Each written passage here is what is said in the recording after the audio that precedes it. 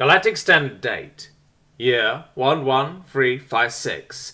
Day 96. Sol Standard Date.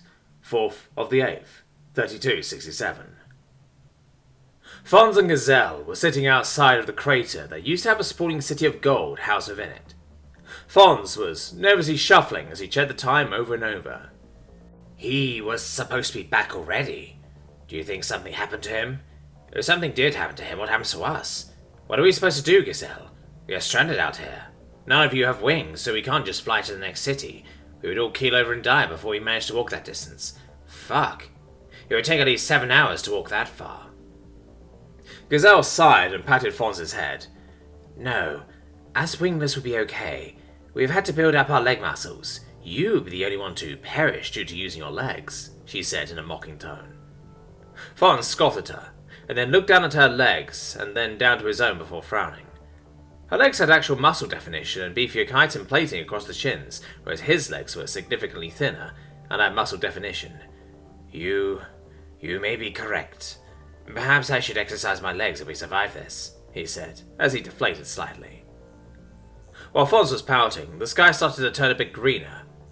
Gazelle and Fonz both snapped their attention to the sky at that realization. A gaping hole was forming in the sky.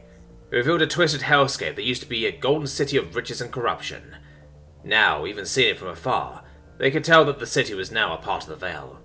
The city lifted off of the ground and moved over the rift, before slowly descending back into its original foundations. As the city neared, the group got a closer look at what hell could do. The city that was once a white gold gem was now blackened with scorch marks in some places, and glassed over in others. There were spires of some black stone that were pierced through buildings in every direction. As the city started to settle into its crater, they got to see down one of the city streets. What they saw horrified them. Stone pillars with weakly struggling eldritch monsters tied to them with ropes made of tendons. Amidst the horrifying scene of tendon-wrapped monsters stood a lone wasp who was giggling while he swung around a knife tied to yet another rope made entirely of tendons. Fonz started vomiting, while most of the servants just grimaced at the sight. Basilisk floated above the city, as he began trying to absorb all the ambient veil energies that were radiating from the city.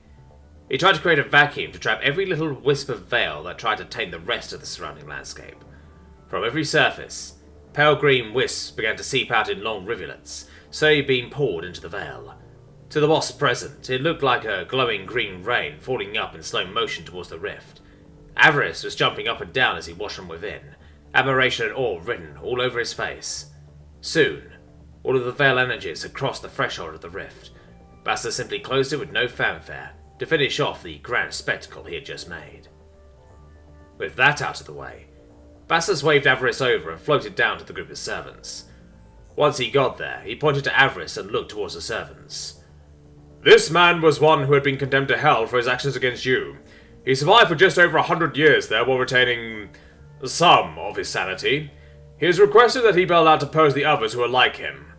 This would be beneficial to you all. However, in the likely case that you still cannot abide by his presence, kill him. Kill him as many times as it takes to satisfy you. He is effectively immortal for a little longer, so you will all be able to get a turn if you want it. None of the servants stepped up for a moment. They were all looking at one another without knowing what to do. Finally, Gazelle sighed and walked up to Avarice. He just smiled at her, with that permanently manic expression of his, as she grabbed his knife and slowly brought it up to his throat. The blade easily separated chitin and flesh as he applied pressure and slid the knife across. He coughed and spit out some blood, but otherwise stood still. She scowled and dropped the knife, as his neck knit itself back together, as if she had never slashed his throat. Avarice looked down at the dagger that was hanging freely from his tendons, and smiled wider as a great idea hit him. He grabbed the blade and brought it to his other arm.